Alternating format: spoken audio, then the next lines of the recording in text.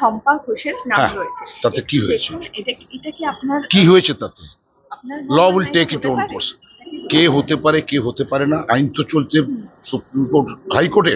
Law will take it own course. Nirmal babu, principal law will take it own course. Principal confirm করেছেন এটা আপনারই পুত্রবধূ। আমি জানি না সেটা, আমার কথা হচ্ছে কি আত্মীয় স্বজন নিয়ে তোমরা দেখো, আমি তোমার কথা আমি কি বলছি সেটা তোমাকে বলি, তুমি তো ডোন্ট, একটা কথা আছে না, বলুন। কথা হচ্ছে এটা যা বেরিয়েছে তোমরা যা পেয়েছো ও তো আইন আদালতে, তো supreme court high court. Law will take it own course. সত্য সত্য সত্য বেরোবে। Law will take it own course, সত্য বেরিয়ে যাবে। আমি বলতে পারবো না কিছু না দেখে, আমার কাছে তো কিছু আসেনি। আমার কাছে কোনো কাগজ নেই, আমার কাছে কোনো কাগজ নেই। যদি কেউ এসে থাকে, কোনো কাগজ এসে থাকে, আমি চেক করে বলবো। তবে ম্যাটারটা হাইকোর্ট সুপ্রিম কোর্ট চলছে, হাইকোর্ট সুপ্রিম কোর্টের বিচারে সত্যতা বেরিয়ে আসবে, মিথ্যাও বেরিয়ে আসবে। ধন্যবাদ সব, ধন্যবাদ ধন্যবাদ ধন্যবাদ। আমি কি নাম বেরিয়েছে, কি বেরিয়েছে, শিক্ষিকা না হলে নাম বেরোলো কি করে?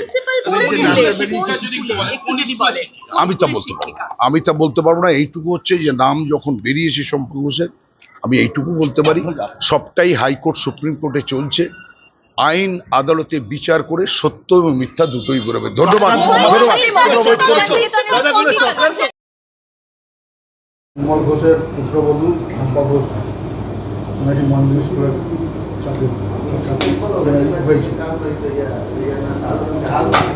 দেখুন, পশ্চিম বাংলায় মমতা ব্যানার্জি অনুপ্রেরণায় মন্ত্রী, এমএলএ, কাউন্সিলর, পৌরসভা চেয়ারম্যান এরা সবই অনুপ্রেরিত হয়ে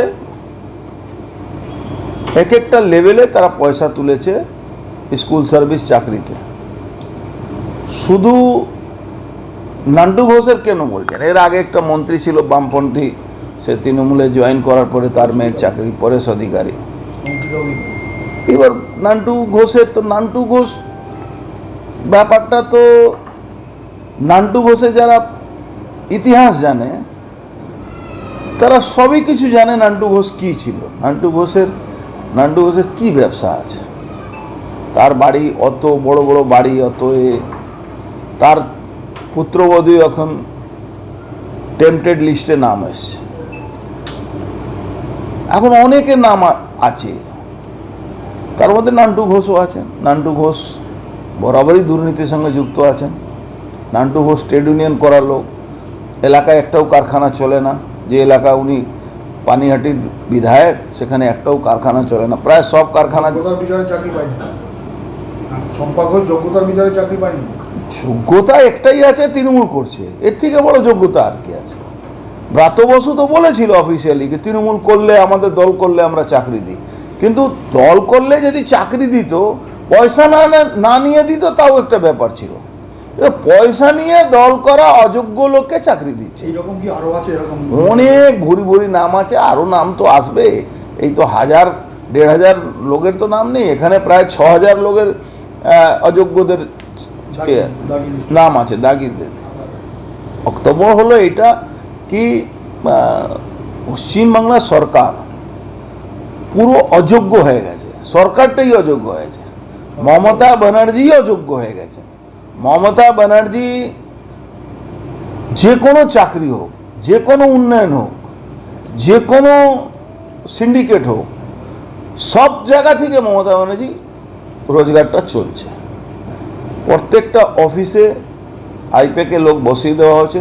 তারা যারা আইএস আছে, যারা সেক্রেটারি আছে, সেক্রেটারি লেভেলে যে আইএসগুলো আছে, প্রশাসনিক লোকদের মাথার উপরে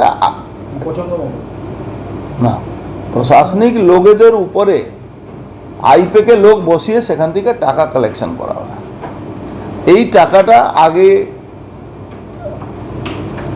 পার্থ চ্যাটার্জি মতন লোকরা কালেকশন করেছেন এসএসসিতে, এখন ব্রাত্য বসু করছেন, এখন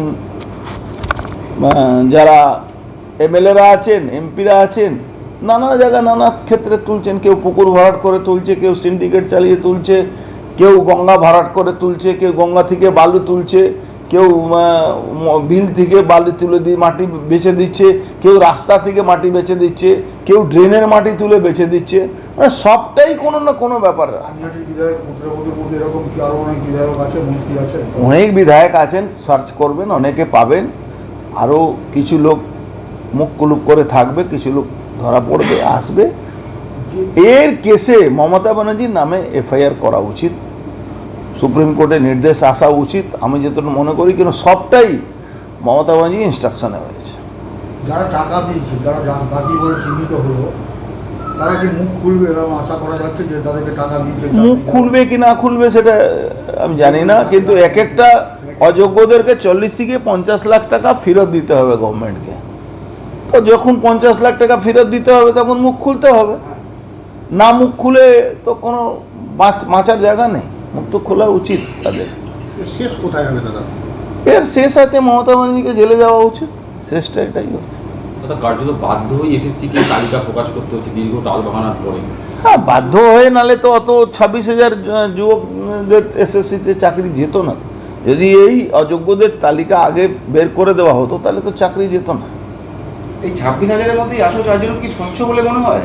এই 18টা আরো বেশি হতে পারে। আমার মনে হচ্ছে না, এখানে 6,000 শুনেছিলাম, 6,000 অযোগ্য চাকরি দেওয়া হয়েছে। সেখানে টোটালটাই এমনও হয়েছে কি তার অ্যাডভার্টাইজমেন্ট হয়নি, তাদেরও চাকরি হয়েছে। যে পরীক্ষা দেয়নি তারও চাকরি হয়েছে। এটা কোনো গভর্নমেন্ট সার্ভিসে হয় না।